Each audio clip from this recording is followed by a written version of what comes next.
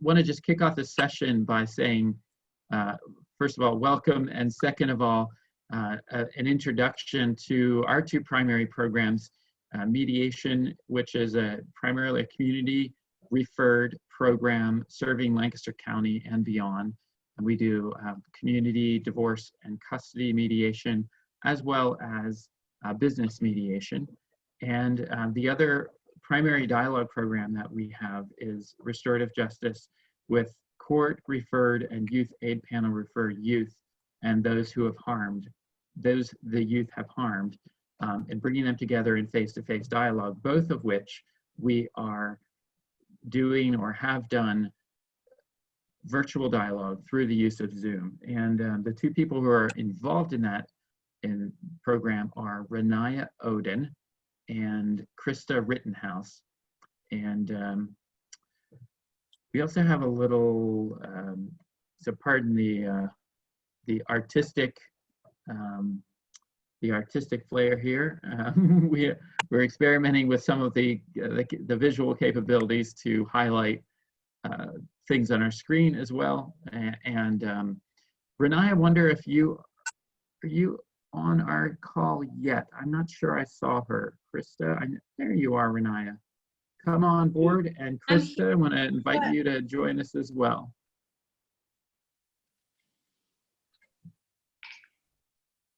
So Renaya, do you want to tell us a little bit about the use of mediation? The use of Zoom conferencing and video conferencing in our mediation program, past and present? Yes. Can you hear me okay? I was having some connection problems. I hear you. Yep. Go ahead. Uh-oh. I can't hear anything now. I can hear you at least, Renaya. Can you hear me? I can hear you now. All right. So okay. Currently we are obviously working with virtual mediation. We have a lot of different clients who are open to it and a lot of mediators who are interested as well. We currently have a big case where everyone's pretty much interested in looking forward to the Zoom call, especially trying to honor the social distancing. Some other places, I was looking up some articles today. A lot of the courts are doing Zoom for their sessions. They're finding it a lot easier to get through some of the things that they have to using the breakout rooms or using the different features that Zoom has. I do want to share, when I was an intern coming into ADVOS, there was a mediation that was happening over Skype. So it's not the same as Zoom, but it had the same functions. And I think that case actually got finished by being face-to-face. But that's just about it. We are looking to having as many Zoom conferences as we can. We are finding it a lot easier to do, and some people are enjoying it as well. Cool. And what have you heard from participants when you're calling them and asking them about their willingness to participate in Zoom? What are you hearing back from participants and potential participants when you're making those introductory calls?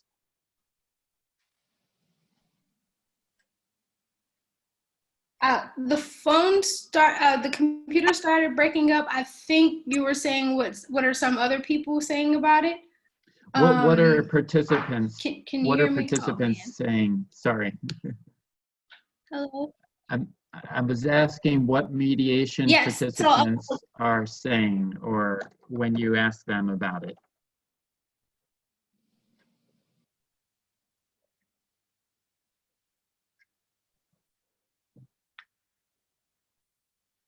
Can't hear anything. Sorry, it looks like we may have lost Renaya, so I'm going to turn it over to Krista. Yeah, go ahead, Krista. Well, I was just going to jump in and say I was talking to Renaya just before we hopped on this call, and I know she had said actually, like, the majority of people are ready to move forward. I think there's some hesitation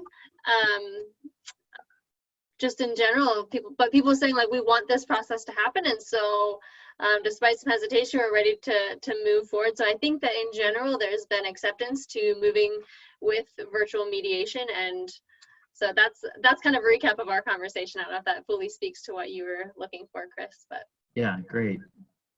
So there has been more willingness than unwillingness is what I'm hearing? Yeah. Okay. Can you guys hear me? I'm sorry. My connection was messing up. Yeah, we hear you. And Krista, I think, was covering for you a bit as well in terms of sharing what the participant experience or participant response has been to being willing to mediate virtually. So Krista, do you want to say a little bit about how restorative justice program is working with in this new age and with virtual mediation as sort of the ultimate goal of our dialogue work? Yeah, for sure. So we currently are not getting any more referrals from juvenile probation, as that section has been shut down for a little bit, but we are still working through all of the cases that we have sitting and ready to be worked on. And so in general, the cases have been moving forward fairly similarly in terms of timeline and how cases have flowed. I would say 95% of our cases were not running into technology issues that facilitators and participants have been able to connect. I know there have been a couple of things where it started out as a Zoom, we were going to do Zoom, but then it switched to FaceTime or something like that. But in general, technology has not been a major barrier for the process. And actually, we have found that scheduling has been a lot easier, maybe not a lot. It's been easier in some senses that youth are not in school. There's not a lot of after school activities. Parents are available to be a part of that meeting. If they're working remotely, there's maybe more flexibility to jump onto a call, or if they're not working currently. So that's maybe a silver lining in some of this, that scheduling has been easier than we anticipated. And another thing that we find is that the youth seem to be pretty comfortable with this mode of communication. And that was also something that has kind of felt like a silver lining in some of this, that in communicating with the youth, that they seem very, in general, again, this is not every single case, but comfortable with speaking with a facilitator, speaking with a stranger through technology and through a screen. And so that's been kind of nice. We have been able to do also the joint conference, which is a couple more parties present in a Zoom call. So myself and Melissa, one of our other staff, have been able to, or we did a case that there was a youth, I think he's only 13, and he was involved in a case where he had done some property damage to a neighbor or someone in his area. Turns out he was pressured to do so from some of his peers, and this was the first time he'd gotten in trouble, and so the family that he offended was not able to come to the table, or they chose not to, but Melissa was able to speak with them on the phone with several actually long conversations. So we knew a lot about their family, and she stood in as a victim representative and was able to share their perspective of their concerns for safety and how this was not the first time this property damage had happened. And the youth, it was actually surprising to me, this 13-year-old was really engaged over a Zoom call, and it was like really zoned in on the camera and focused with his eye contact, and was doing lots of head nodding, and some of the nonverbal cues that I would expect for someone to be engaged interpersonally were still happening via Zoom call. So that was just cool to see. And we were still able to go through all of the questions of harm and what are the next steps and how do we make it right. So that was all really encouraging. I think one of the other things that I've noticed this would be more in an initial meeting with just one of the youth, that I'm not sure if I think this is a downside, although there could be some goodness in this too, but whoever has the screen, I've had a meeting where the youth had a screen, and so they were really focused, but the parent didn't need to be present in that screen. So on the one hand, there's this challenge where we're not as engaged with both the support person and the youth, or in this case, the person who had done the harm. And that is a sad disconnect. On the other hand, when the youth is engaged, that youth, I had her full attention and didn't need to be relying on the attention of the caregiver to be giving what I would have felt like negative energy to the process. If the caregiver was not wanting to engage, she wasn't taking away from the environment that I had this connection with the youth. So those are some of my thoughts on both a prep meeting and a conference. And in general, I would say we're moving forward with them in a pretty successful way. Great. And so it sounds like there's there's a technical question about sharing screens and how that works with this situation. I know that's been the case for me when I've had my kids and I have attempted to share screens with even with family calls, and they want their own screen, you know. So this is an interesting kind of new set of questions of does each person have a screen, or are there sharing screens, and how do we handle a screen that's shared among a couple or several members of a family? Yeah, so all great questions and great issues that we never had to deal with before we went virtual with all this. And I want to shift gears here and break you up into discussion rooms, essentially, and to be able to actually talk about this. So we're going to share a screen here with 2 questions, and I would like you to jot down if you have a piece of paper in front of you, jot down these questions. What excites you about virtual mediation? And that could be doing it or the impact of it in our community, etc.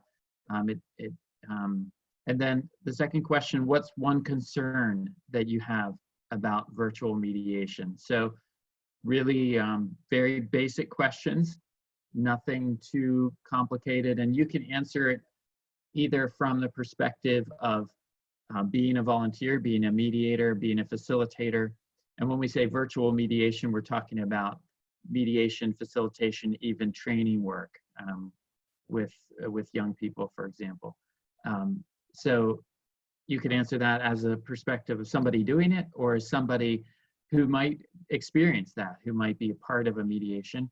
And we're going to break you up into groups of 4 to 5. And before we do that, I want to give you one charge, which is that the very first role of your group is to assign a mediator or assign a facilitator. And this is always with a lot of polite people, polite facilitators in the room. It's sometimes hard to pick that person. So let's default to the person with whose first name is at the end of the alphabet. Okay, so if my name's Chris, C is toward the beginning, likely I would not be a facilitator. But if that person doesn't want to do it, that's fine. You can go to the next person. But I think it's easier to have an order, a default order, and that moves the process along so we don't get stuck on that. So any questions, you can unmute yourself to ask any questions, or you can use the chat function to ask any questions before we go into our small groups. I have a clarifying question, Chris, just in that we had talked about before that there's going to be some reporting back of highlights. Is the facilitator the person that's also going to be the one reporting back if they want to make mental notes of that? Yes, that is a great idea. Either the facilitator is the one that reports back, or designates someone else, or is the one who delegates it to someone else in the room. So again, breaking up into groups of 4 to 5 people each, asking the question, what excites you about virtual mediation? What's one concern? Yes, question. My question is there a time frame for this? How long will this be? Yeah, 10 minutes. So that allows for about 2 minutes or so per person.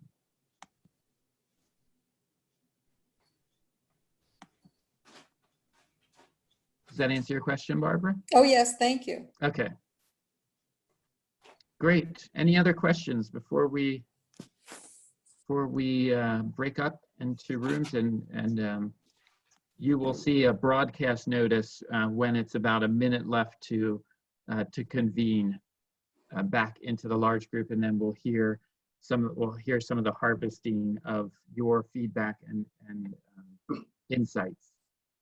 Chris, do we have to unmute ourselves, or will you be unmuting everybody? I believe when you go into your breakout room, you will be unmuted, but please unmute yourself if that's not the case.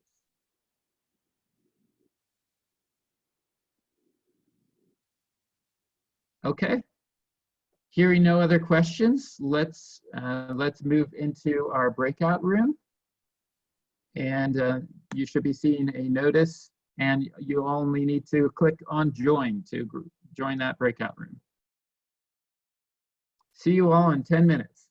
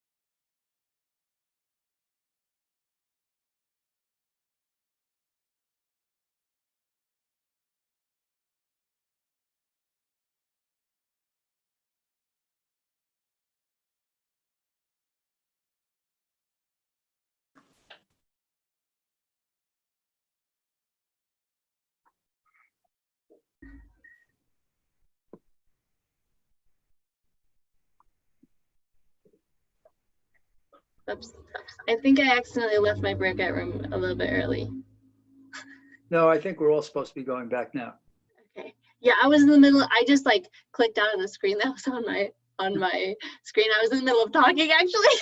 Oh, well, then that was a little early. It was a little early, but hopefully they still finish it out.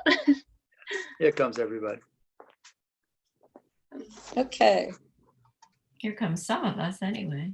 Yeah, was that a smooth transition back in for all of you? Yeah. One of the people in our room was just a telephone Yeah. number and Oh. never here. This is the one, and never unmuted. So I'm not sure who Oh, it shucks. was. Okay, I guess we're done here. It's kind of fun to watch everyone trickle back in. Yeah. Hey, Should Graham. we be muting? Should we mute? Where's my? Yeah, why doesn't everyone mute as they come back in? That'd be great. I can mute everybody, I Oh. think. We still have a lot more to talk about though. Yes, It was good. It was very good. So we do want to harvest the conversation. I did mute you, but I would like to have each group be able to feedback and unmute so that the mediator or the reporter is unmuting themselves. And can we go with group one? Do you remember group one, who that is? And if you could share just the highlights of what your group shared. So the highlights, and I'll need help from my my cohorts here.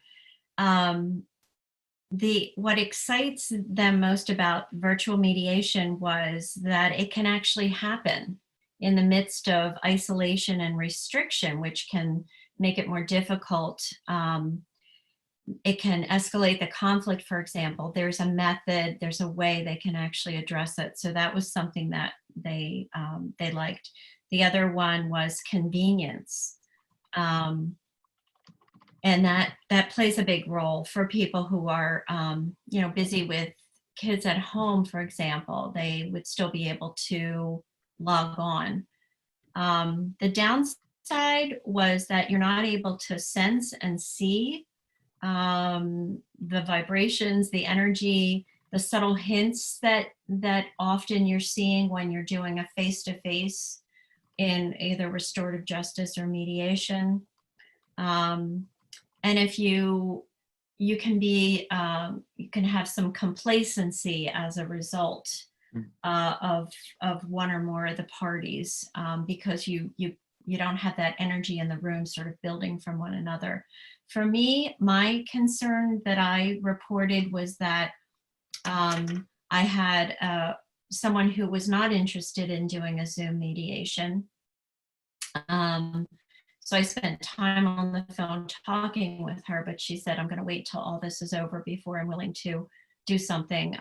She didn't want to get online. My biggest concern, though, is that I have been thrown off of Zoom calls because there was a problem with bandwidth.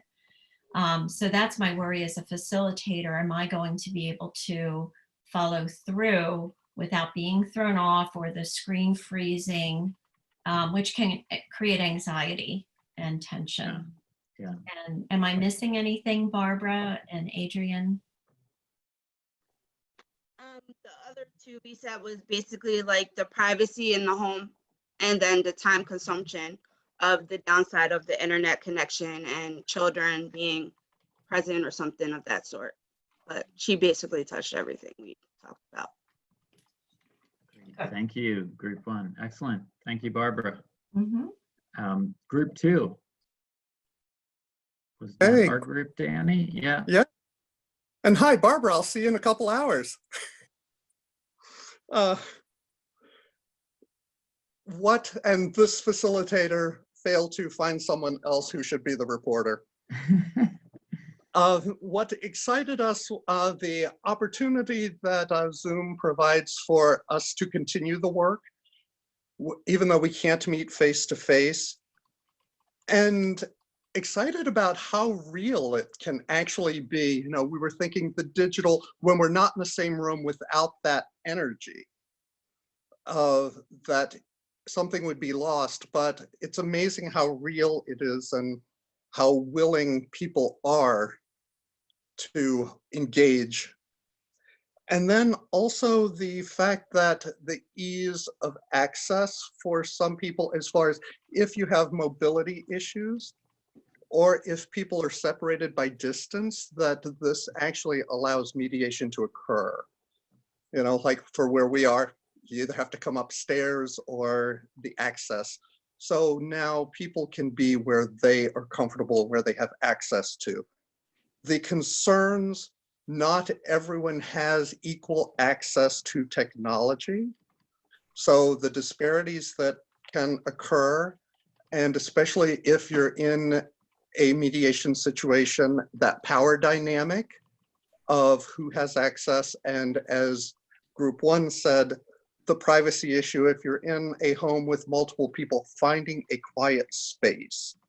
And one person, our Barbara in our group shared that one young man actually went out to sit in his father's car because that's where the quiet place was. So finding that safe and comfortable space. And then a little bit of a difficulty respecting the boundaries and being respectful of the other party.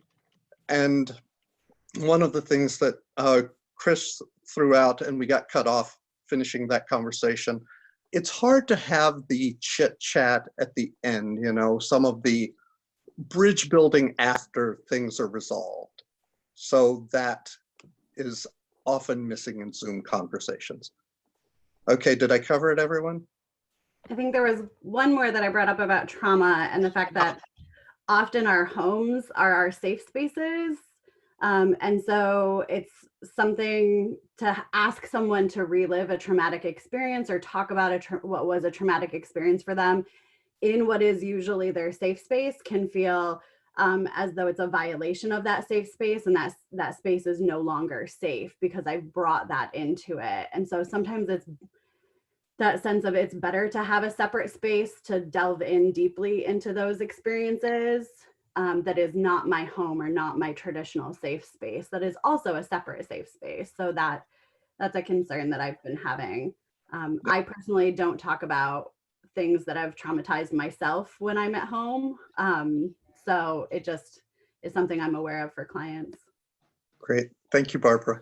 It was just, I picking up from what Barbie was saying, I actually also thought, because I was in the same group, I thought you were also referring to the intrusion in our own. If we're doing this mediation from our own house, and then we're listening to other people's traumas, you know, most of us do our work away from the house. And then when we come home, our house is our safe space. Whereas if we're actually having to do this stuff from our own home, we're taking that other people's traumas into our own house. So there's a boundary issue there around how we look after ourselves, I think. Yes, Belinda, that was also what I was referring to. Like I'm finding it difficult to do conferences from my home. So just because of the severity of the issues that I have to listen to. Yeah. Thank you for pointing these out. And I just point out too that in our group, I think nearly all of us had an actual experience of doing this work with Zoom or something similar. So really glad to have Barbie, Belinda, and Danny coming from farther afield beyond ADVOS to kind of lend your experience. And I know a number of the rest of you are in that, are contributing from other experiences too. So thank you. So group three, who was group three's mediator? I mediated, and I also failed to assign somebody. So out of fairness to everybody, shame. This is a no shame zone. Thank you. I appreciate the brave space you've provided, Chris. Yeah, I mean, we talked about logistical things, and logistical things also create issues of power and also equity, right? Not everybody has the same speed of internet, but also you might be working with a kid who's really good at using the internet and maybe an older victim who's not as good as using the internet. And then, you know, what do you do when one person has capability and the other person doesn't, right? That creates disparities when there's already a big disparity in the relationship. Okay, appreciate it. Is everything okay? One thing that Kathleen pointed out also is issues of security, right? How do we send contracts in ways that are secure via the internet, or how do we make sure we don't accidentally, when setting up meetings, use somebody's email address? There's very easy to accidentally put people in contact with each other that shouldn't be put in contact with each other, and there are concerns about that. There are also, we express the fact that it's an opportunity. Sometimes it can be fast to easily communicate with somebody via Zoom, as opposed to having to have them come to the office. And then another issue that came up is it seems a little bit impersonal, right? Zoom conferences seem more like business meetings. It seems more like you're having a conference with somebody to make a business deal. And when you're used to doing really deep personal work and being facilitative, doing this on the internet can have a certain level of distance. And depending on who you are, that distance might feel good, but also might not feel good. So somewhat of a summary. How did I do group 3? What did I miss? I guess I did all right. Great. Well, thanks, Graham. We do want to keep moving. We have less than 15 minutes to go here. So who was the next group? Yeah, hi. Yeah, we were group 4. I guess there was a few different things that you guys already touched on, but I guess the youth are more open to the virtual communication than anything, and it's for me it's kind of new and different, and which makes it kind of exciting. As far as the negative things, I guess, on the whole thing, the older victims obviously could struggle with the computer and the technology involved in the whole thing, and a lot of the people that are your offenders are the younger ones, your victims are the older ones, and you want to make sure that communication is open and with some of these technologies, pressing a bar to make sure you talk or listen, or what I mean. It can be kind of overwhelming to some of these people, and they might not get the whole thing the way they would, obviously, if you were meeting in person. So nothing compares to, as far as I'm concerned, and some of the other people in the group, nothing compares to the face-to-face meetings, because there's so much more when everybody's in the room than on a computer screen. You can't, sometimes there's better eye contact, as you could see emotions better.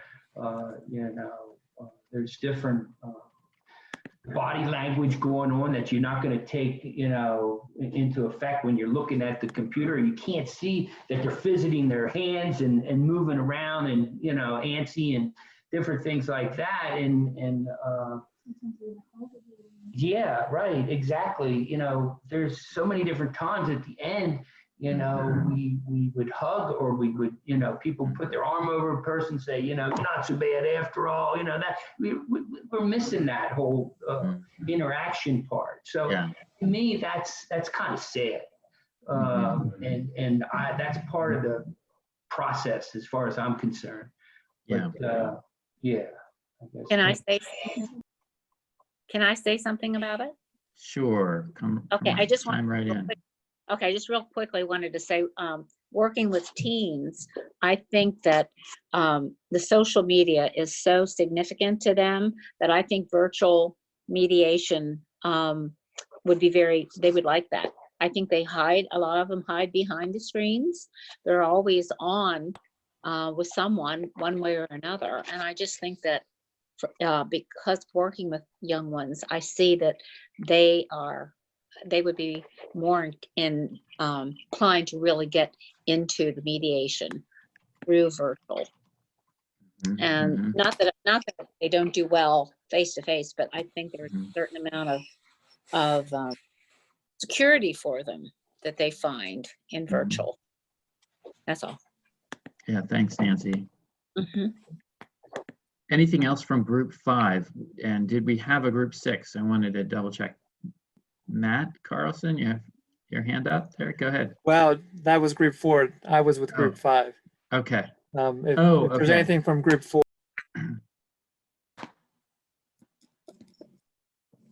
Why don't you go ahead, Matt? Okay. And yeah. Yeah, so group 5 with Krista and Linda and Marjorie.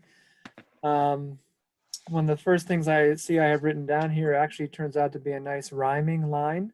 Regardless of the weather, you can still get together for work or for pleasure.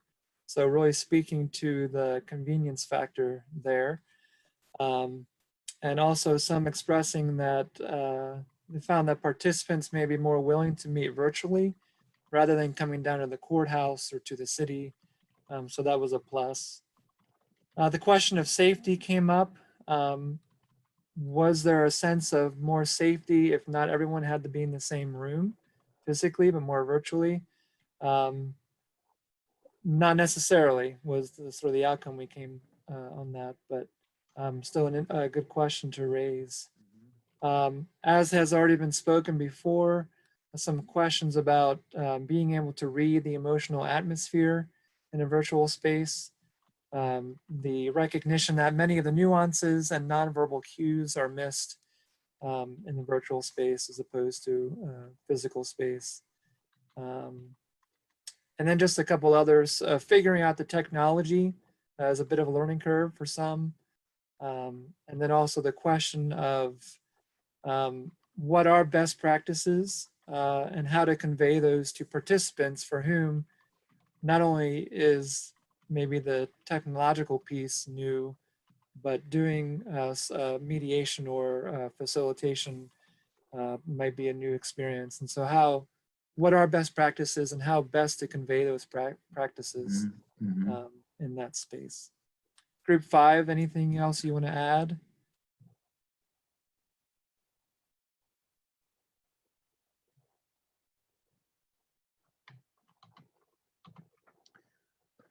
Well, thank you all. Great. Thank you, Matt. And thank you, everyone.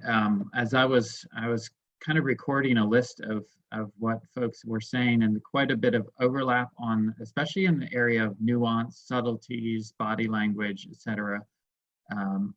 But also around safety and boundaries.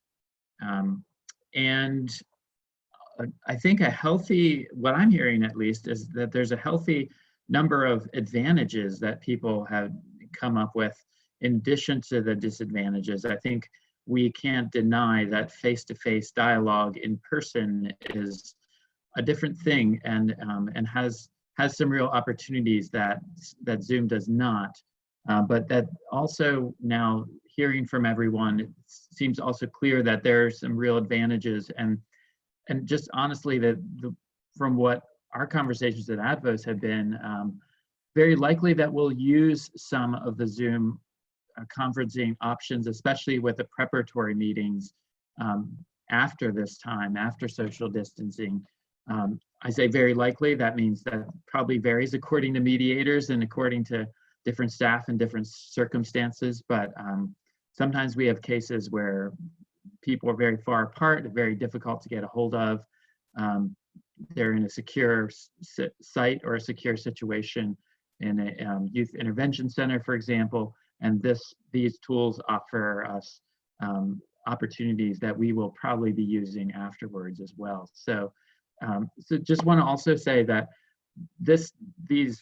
both of these lists we will be feeding into our own hopper here at Advos to process how we need to prepare our mediators, you all, many of you, to do this work, and also what we want to change or add to our process when we're going virtual. How can we make chit chat happen over Zoom, for example?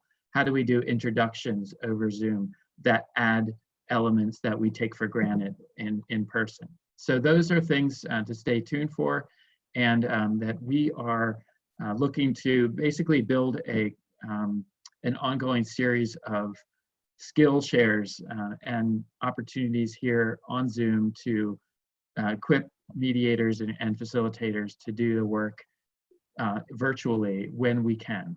And so look for that, look for those next opportunities coming out.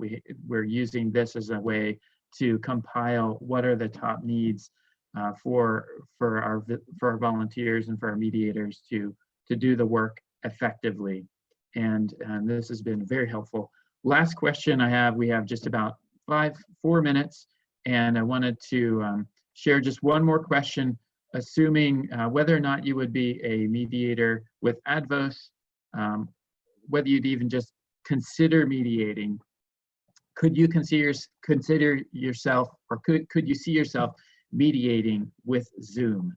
So use the poll function. If you go down to the Manage Participants button, there's a yes or a no. So you click on Manage Participants, or I'm sorry, it will just say Participants, and click on yes or no. And then you feel free to answer the question with more nuance. What would you need to make it work? So feel free to write in your chat box anything that you want to respond, like maybe if this and that were to be the case, I could see it working, or I'm not a mediator, but I could imagine it working this way. So feel free to chime in on the chat box. And we're seeing the poll come in already at 12 yeses so far in the group. That's over half of us in the remaining call. I think we're at about 24. That's 14 yeses out of 24 participants. So it's great. And you won't hurt our feelings. We won't track you down if you say no. There's no way of us like knowing who said what. Actually, it is anonymous. We're seeing also chats coming back. Wanting more training on how to make Zoom work, how to use Zoom. And somebody saying, have used it already, I'm keen to do more. Is there a way to create parity between the parties in terms of access and safety? That's a great question. Could be a focusing question for a future session. Thank you, Danny. So yes, practice with the technology being an important thing, and some best practices to work with in terms of mediating virtual spaces. Wonderful, thank you so much for the feedback. Just want to, we'll feel free to finish your input there, but I'm gonna shift to closing us out for the day. And this is the last of our 3-part series on Coffee with Chris. And so exciting to have such a group of talented folks joining us from not just from across Pennsylvania doing this work, but at least one person from England, certainly folks beyond, and one from Indiana, in addition to a number of practitioners beyond Lancaster County. And also to mention that we will be having a recap, and this recording will be available with a link to our Facebook page, and we'll send that out after the meeting is done. So you'll get a copy of this if you want to share it with a colleague. And finally, look forward to next Zoom sessions and more from Advos. We are working, as Krista and Renaya said, we continue to handle cases with both mediation and restorative justice. And we're excited to have you as part of our team, as part of our greater, in this case, advisors, and informing our best practice, informing some of the key questions, but also helping us move ahead at the forefront of this work in dialogue and on a virtual, in a virtual space. So thank you for your input today, and thank you for being part of what Advos does and our work in face-to-face dialogue and building community. Hello. So I'm going to unmute you. You feel free to say goodbye, or if you have any other questions, feel free to stay on. Thanks for organizing this, Chris. I enjoyed it. Thanks, Chris. You're welcome. Thank you very much. Thanks, Chris. Yeah, thank you for welcoming me from across the Atlantic. Glad you could be here. Thank you, good to meet all of you. Good to meet everybody.